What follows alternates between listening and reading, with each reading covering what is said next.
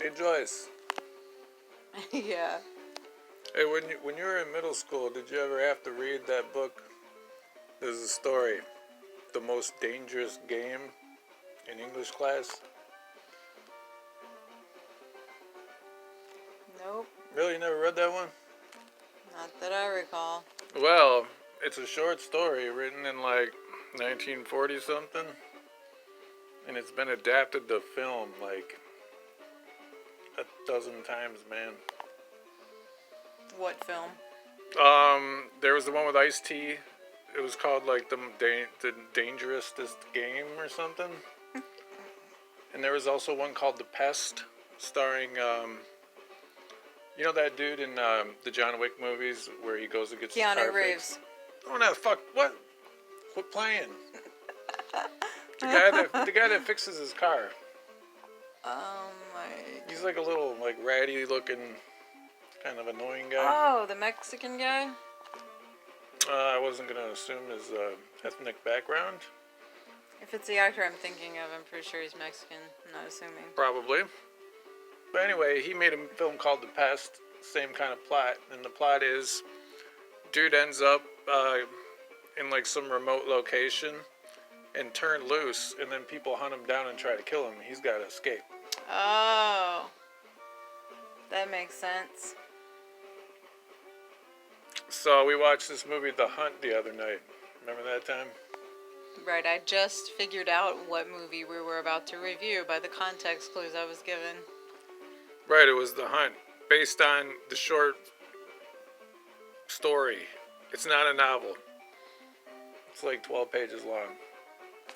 Right, see, I'm never told which movie we're going to review, and we have like 3 in queue. Like, you would know that it would probably be a movie that we watched within the last couple of days. You never know. I guess you don't. Because I was suggesting that, what was I just saying we should review that we watched like a couple months ago? Was it Hereditary? No. Fuck no. We did watch that, though. Well, I did. I watched it. You did. Someone else fell asleep. So anyway, The Hunt is, it's a new spin on the old tale. These, like, redneckish, trashy, Trump supporter type of people get kidnapped by rich, super liberal, socially sensual types. And they hunt them down and kill them, right? Something like that. It was kind of stupid though in the beginning. They right when these people get dropped off, like some dude with a sniper rifle just starts picking them off. I was like, really? You're gonna bring a dozen people out there just to like shoot them like that? I didn't really care. Like, to me, if you're going to have a hunt of people, you at least want to make it into a little bit of a challenge where it's, at least a game where you would actually hunt for these people rather than just pick them off as soon as they hit the ground running. Like, what's the fun in that? Yeah, so if you don't, if you didn't read the back of the box of your DVD, we never read the back of our DVD. We just put the DVD into the DVD player and start watching the movie. Or VHS. Yeah, sometimes VHS. So we didn't know, like, I didn't know what The Hunt was about. I didn't know it was, like, just a dangerous game type of movie. But, there's like a dozen people that are just wake up in the woods, and they're gagged, and there's, like, a large wooden crate in a field, and when they open it up, there's a pig and a bunch of guns in there, and then they immediately start getting shot. And, like, 85% of them are killed, like, within the first 2 minutes? There's only, like, 5 people left who don't last very long, spoiler. Right. So it narrows it down to 2 people within 5 minutes of the movie. To give this movie some credit, it does fly. Like, I thought the time passed in this movie so fast. Right, but I thought it was going to be more of a challenge at hunting. You would see each person kind of doing their own survivor type thing, trying to make it through, trying to figure out what's going on.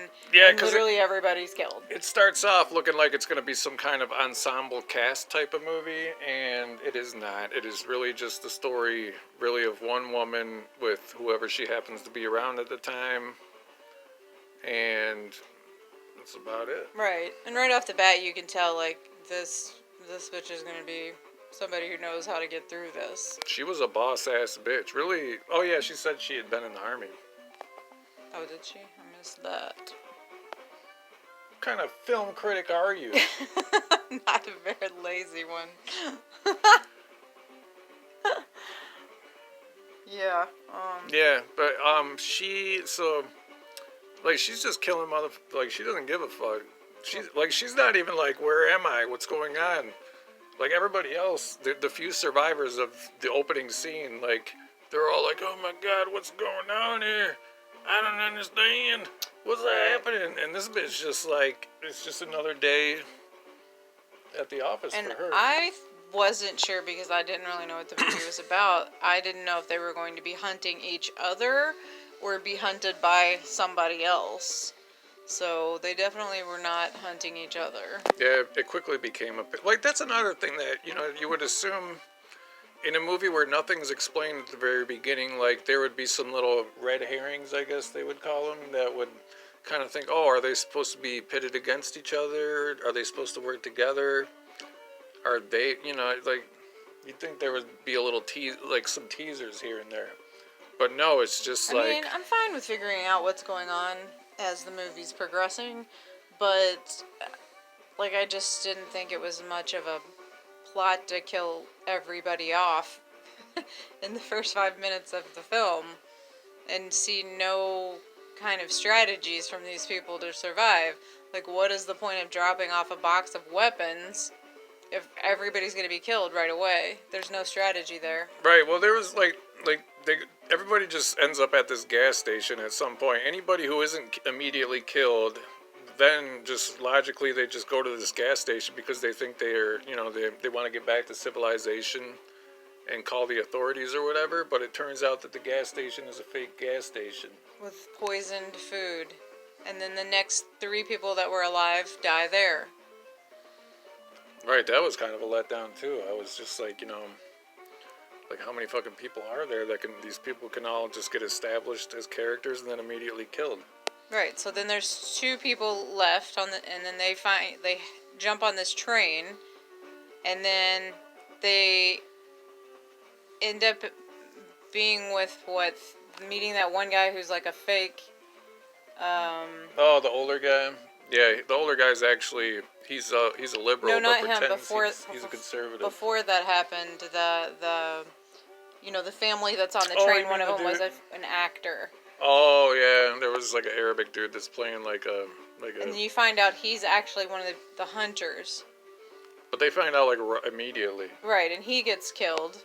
Right, that's what I'm saying. Okay, in general, this whole movie is just like anytime like you're kind of guessing what's about to happen, it's just immediately revealed. And then they're killed.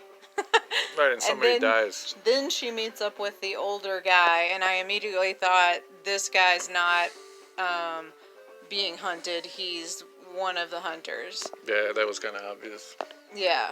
And then they were the only 2 left, and then when he finally gets back to where they find a bunch of other hunters, he finally betrays her, and then he gets killed. And all of the hunters get killed except for one person, who's the main chick. That's how it goes down. Who set up this whole thing.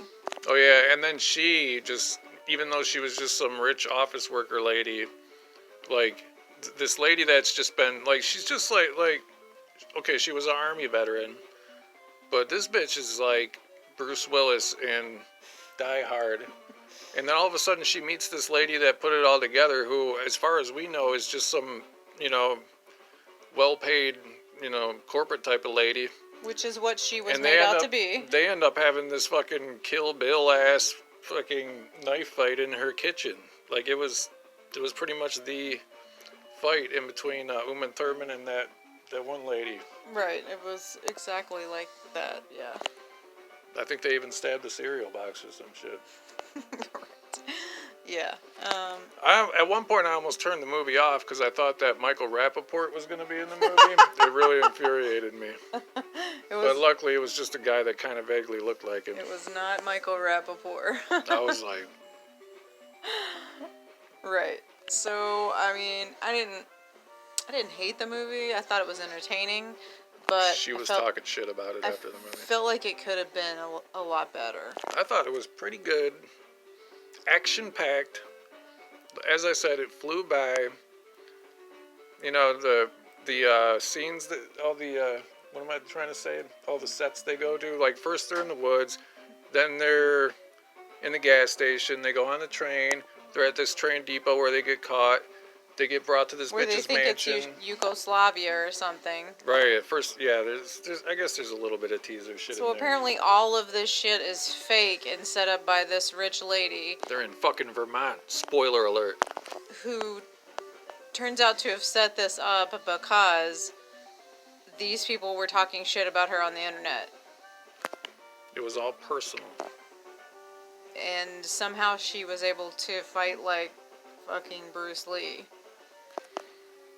Yeah, that...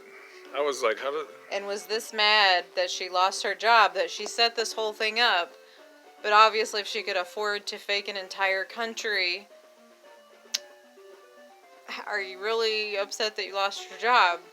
Right, you're pretty well off.